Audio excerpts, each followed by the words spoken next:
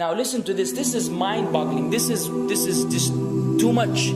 This hadith is too much. As in, it's so powerful. If you were to reflect on it, you should, maybe faint. When Allah loves a slave, He calls on Jibreel. Who's Jibreel? You know who Jibreel is? The greatest of the malaika, as far as Ahl Sunnah wal Jama'ah. The one whom when the Prophet ﷺ saw, he fainted alayhi salatu wasalam, because of his wings had covered the horizon. Jibreel, the angel who's responsible for the most virtuous thing, which is conveying the revelation from Allah to the messengers of Allah. Jibreel, and what do you know about Jibreel? Allah said, whoever is adu, whoever is an enemy to Jibreel, then Allah is the enemy to the disbelievers. Allah defended Jibreel in the Quran. Jibreel, the one who took the Prophet ﷺ in Al-Isra al-Mi'raj, in the ascension to the heavens. Jibreel, the malak which we don't know what to say about, because of his honor and his virtue in the sight of Allah. Allah will call on him to share with him the love which He has for you. Allah doesn't need to do this.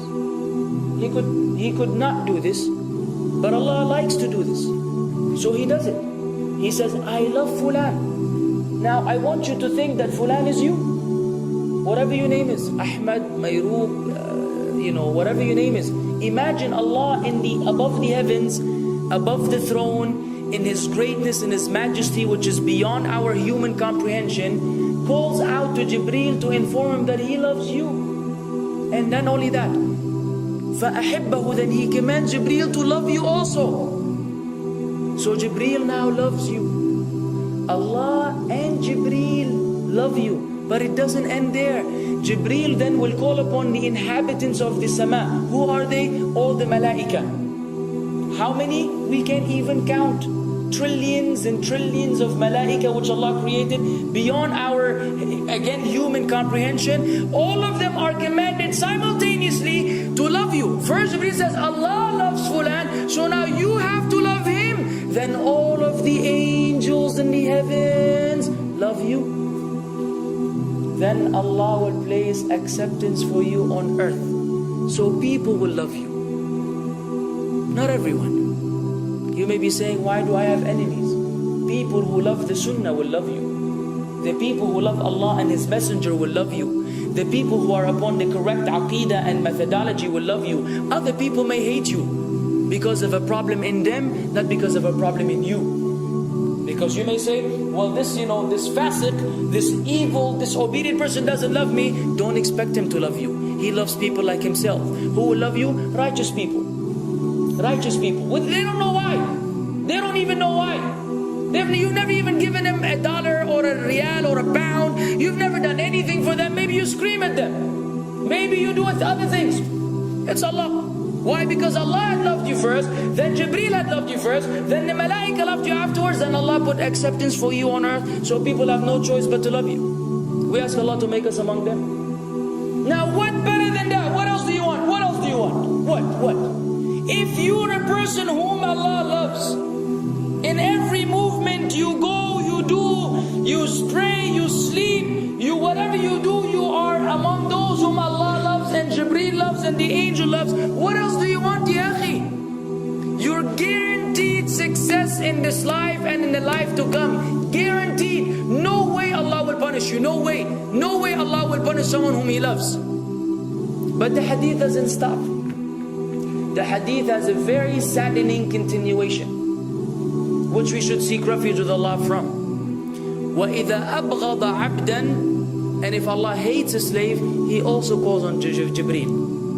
And He informs Jibreel that He hates this person. So He will command Jibreel to hate this person. Then Jibreel will tell the angels to hate this person. Then Allah will put hatred for him on earth.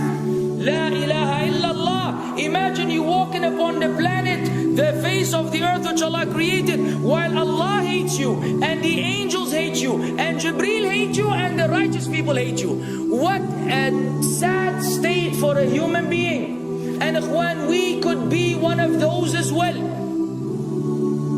If you are prideful, arrogant, you are qualified for this hatred, because Allah does not love kulla mutakabbirin jabbar. Allah does not love the arrogant, the prideful. If you go against the sunnah, then Allah does not love those who go against the sunnah. If you don't observe taqwa, and you don't observe ihsan, and you don't observe tawbah and tatahur, then again we are disqualified. If you, many things which we can mention, many things which will bring about Allah's hatred and deprive us of Allah's love. It's a very sensitive situation, meaning right now, you have to be one of these two. Either Allah loves you or He doesn't.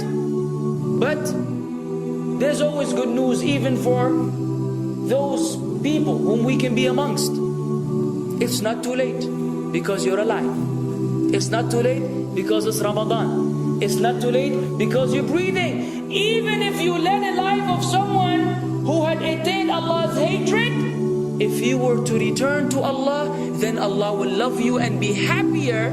He will be so happy with your tawbah than a man who lost his mount in the desert. Upon it was his food and his drink, and then he waited under a tree for death, and all of a sudden he opened his eyes and he sees his camel or his horse or whatever that was right in front of him. And he gets so happy, he said, Allahumma anta abdi wa ana rabbuka. Oh Allah, you are my slave and I am your Lord. Kufr. He said a statement of kufr, but the Prophet ﷺ said, أَخْطَأَ مِنْ شِدَّةِ الْفَرَحِ. He made a mistake because he's so happy.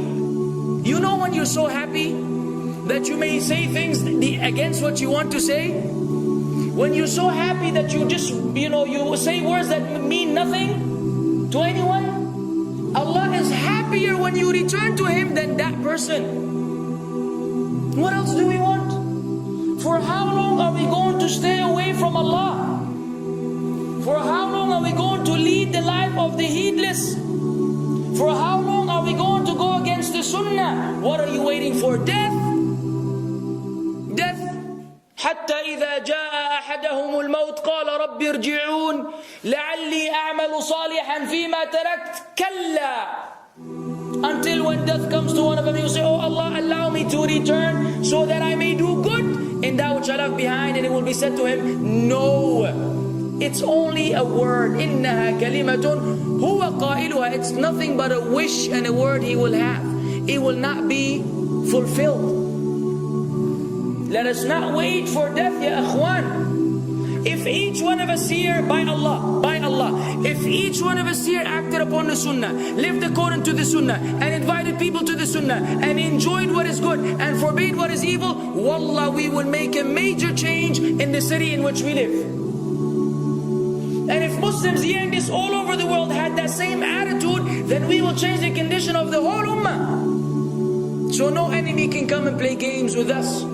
We will squash them, all of them, because Allah will defend. In tansurullah yansurkum wa yuthabbit aqdamakum. If you aid Allah's deen, Allah will aid you and will keep your feet firm. But we don't even live according to the sunnah, let alone be given victory over the enemies.